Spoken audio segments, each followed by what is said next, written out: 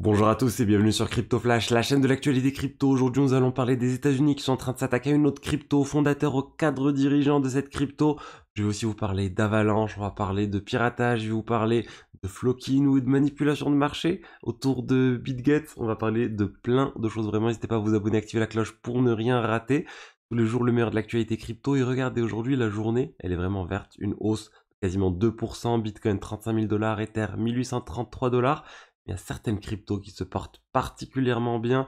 Les Alt L1, regardez Solana, plus 14%, même 16% si on regarde là sur CoinGecko. On trouve aussi une forte hausse au niveau de Polkadot, 7,6%. Bref, une bonne journée pour les cryptos, 8,8% pour Avalanche.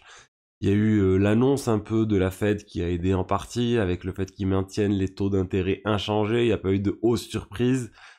Enfin bon, une plutôt bonne journée comme je l'ai dit. Et je voulais aussi revenir sur Avalanche. Ne vous inquiétez pas si vous utilisez Avalanche régulièrement et que le site principal, l'équivalent d'Etherscan sur Avalanche, Snowtrace, disparaît. En fait, ils ont annoncé la fin de ce site, de Snowtrace. Ça va se terminer fin novembre. En fait, il faut savoir que Etherscan, ils vendent un service de Etherscan as a service, Explorer as a service, un certain nombre de cryptos. C'est pour ça que vous pouvez voir l'équivalent d'Etherscan sur BNB Smart Chain et sur plein de choses. Snowtrace c'était un clone d'Etherscan, c'était fait par l'équipe d'Etherscan.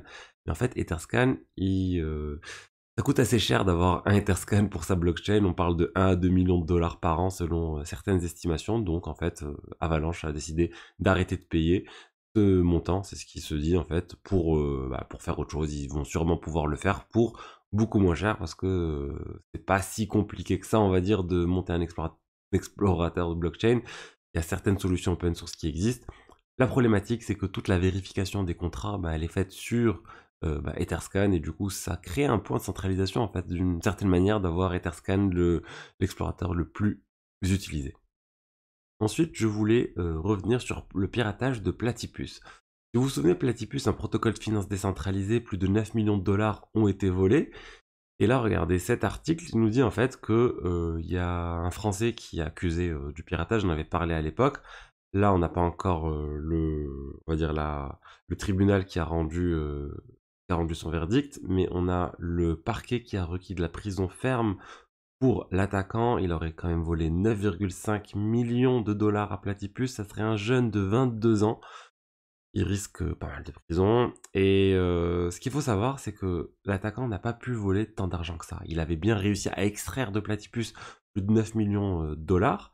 Mais l'écrasante majorité de ces fonds sont bloqués dans le smart contract de l'attaquant qui n'a pas bien codé son smart contract, qui n'a pas codé de fonction de transfert pour transférer l'argent qu'il a volé vers d'autres wallets, donc c'est complètement bloqué. Le projet a réussi avec une astuce assez compliquée à récupérer 2 millions de dollars sur le smart contract parce qu'il avait donné des approbations sur un smart contract dont le projet avait les droits dessus, mais la majorité n'a pas été récupérée. Donc voilà, il reste de la prison, il risque pas mal de choses, il se fait passer pour un white hat et il dit de toute façon moi j'ai rien volé, c'est un peu là l'aspect code is law, moi c'est juste des fonctions publiques que j'ai manipulées. Donc bon, on va voir, et ça sera quelque chose d'assez décisif parce qu'on a rarement vu des procès liés aux crypto-monnaies, liés à des piratages de smart contracts pour voir est-ce que effectivement la justice va considérer ça comme un piratage. Moi je pense que oui, mais il y a une certaine école qui veut dire non, le smart contract a fonctionné tel qu'il était censé fonctionner. Parce que c'est ce qui était écrit sur la blockchain. Ensuite, je voulais parler de la SEC et du ministère de la Justice aux États-Unis, le DOJ. Ils viennent d'arrêter des cadres dirigeants de SafeMoon, le crypto qui avait vraiment fait le buzz en 2022, je dirais de mémoire, 2021, 2022, ça avait beaucoup fait le buzz cette crypto. C'est une sorte de meme coin avec une taxe assez importante et il y a eu plein de d'influenceurs qui parlaient de cette crypto, qui pumpaient la crypto au maximum. Et là, en fait, ils ont été arrêtés. Pourquoi? Ils ont été arrêtés parce qu'ils auraient menti tout simplement au public en disant que la pool de liquidité était bloquée. Cette pool qui est un montant qui est déposé sur les exchanges décentralisés pour pouvoir permettre aux gens de trader cette crypto le plus facilement possible. Mais en fait, cet argent n'était pas du tout bloqué. Ils auraient retiré dans les 200 millions de dollars de SafeMoon et d'autres cryptos pour pouvoir en fait acheter des choses. Ils ont acheté des voitures de luxe, des maisons et plein de choses alors que ce n'était pas censé être possible. Le créateur Kyle Nagy n'a toujours pas été arrêté. On a juste le CEO et le CTO qui a été arrêté. On a aussi la SEC qui a lancé aussi son accusation contre SafeMoon sur l'aspect securities. Donc bon, ça se complique vraiment pour les fondateurs, pour le fondateur et les cadres dirigeants, et ça montre que la SEC n'a pas arrêté en cette période de bear de s'attaquer aux cryptos. Même ils mettent beaucoup de temps, hein. Concrètement, ils sont pas très réactifs sur le sujet, mais la justice est lente, mais la justice finit par suivre son cours, et quand il y a des rug pulls et des rug pulls aussi avec des montants aussi élevés, bah, clairement la justice fait son travail, et tant mieux que la justice fasse son travail aussi sur ce type dire d'arnaque, parce qu'au final, si ça s'est avéré, ils auraient effectivement volé ou ils auraient trompé les investisseurs.